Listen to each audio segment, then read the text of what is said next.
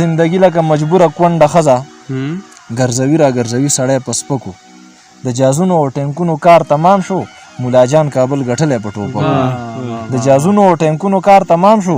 مولا جان کابل ګټلی په ټوپکو او چې دا کم مطلب پرس جدا کړي چې دا کم مطلب پرس جدا کړي د لوی افغانستان مې تر اټکو چې دا کم مطلب پرس جدا کړي یعنی لوی افغانستان مې تر اټکو دغه شعرونه د فرمان خان ته ډالې وي ځکه چې دا مسافرۍ له روان دی که نه الله دې درته خیر پېښ یاره چې څه بې کوره څه بې زاره زندګي ده څه په سپوره بې خماره زندګي ده او نه خندا شته نه څه شور شته خاموشۍ کې نه خندا شته نه څه شور شته خاموشۍ کې څه بې شوره ناقراره زندګي ده او څوک د موره څوک د خوره څوک د کوره لرې لرې څه بې وروره په یو لاره زندګي ده څوک د موره څوک د خوره څوک د کوره لرې لرې څه بې وروره په یو لاره زندګي ده او چا به څه ویل خو بچي به مې نارې کړې څه بې موره څه بې پلاره زندګي ده چا به څه ویل خو بچي به مې نارې کړې څه بې موره څه بې پلاره زندګي ده او خدایه بیا چا ته پر یاد وکړم د چا در کې وجاړم خدایه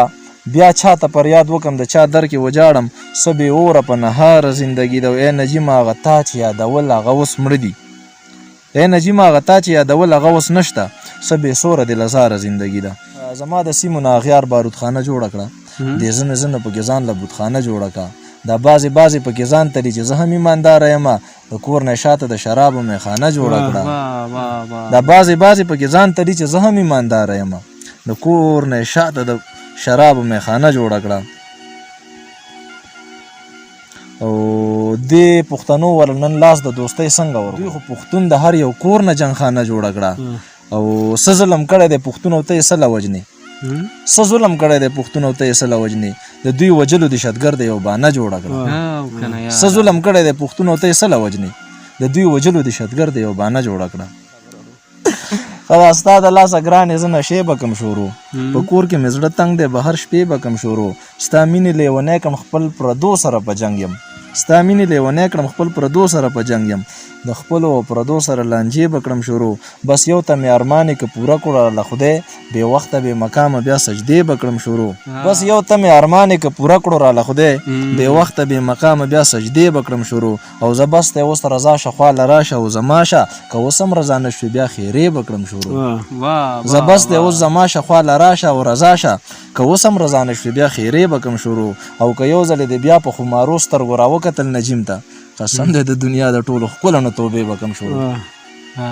که یو ځل دی بیا په خمارو سترګو راوکتل نجیم ته قسم دی د دنیا د ټولو ښکلو نه توبې به کم شروع انتظار نه پس دیدار کیږي صاحبه داسې نه ده چې زر کار کیږي صاحبه دا چې ما او تا په سرو ټوپو کې وجني دې کې ګټه د سرکار کیږي صاحبه دا چې ما او تا په سرو ټوپو کې وجني دې کې ګټه د سرکار کیږي صاحبه او زمونږ خاوره په بارودو داسې وسوه چې نه بنګ او نه کوکنار کیږي صاحبه زمونږ خاوره په بارودو داسې وسوه چې نه بنګ او نه کوکنار کیږي صاحبه بس د غم د پاسه غم دی بس د غم د پاسه غم دی په ما شوی هر ستم دی زما ژوند خو داسې دی چې لکه بې مړي ماتم دی او ما ته دواړه محترم دي که ریبار دی که صنم دی زما ژوند خو داسې دی چې لکه بې مړي ماتم دی ما ته دواړه محترم دي که ریبار دی که صنم دی او خپلې اوښکې سکم لګیا یم خپل نوکونه خورم قسم دی خپلې اوښکې سکم لګیا یم خپل نوکونه خورم قسم دی او دغه نور شعرونه دي دیانه یاره چې زور به د زباتمه خو ته ما کې امن راولې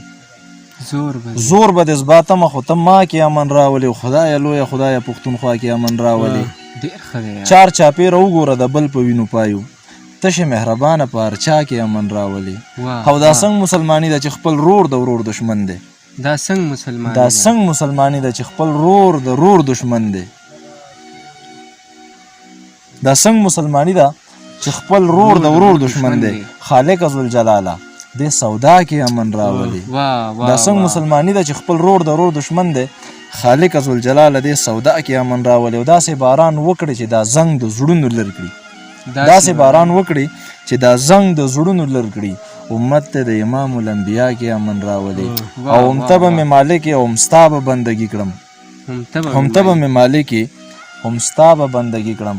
نجیم عثمان له خدایه په عقبا کې امن راولي. ډېر